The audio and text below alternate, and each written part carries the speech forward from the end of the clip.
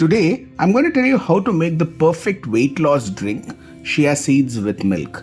This is ideally best had during breakfast, and for this, I'm going to begin by soaking chia seeds in plain water. I'm using 1 to 2 teaspoons of chia seeds and about half a glass of water. I'm going to nicely cover this for 2 hours. After 2 hours, you will see that the texture of chia seeds have completely changed. It's nicely soaked. I will begin the drink by adding these chia seeds into a glass. On top of this, I'm going to add boiled milk. Ensure you don't add raw milk and it should be a boiled version of it. We then top this up with some cinnamon powder, just a pinch of it.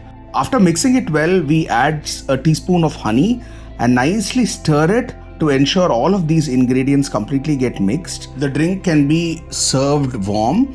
Now our 100% weight loss chia seeds drink is now ready to be had.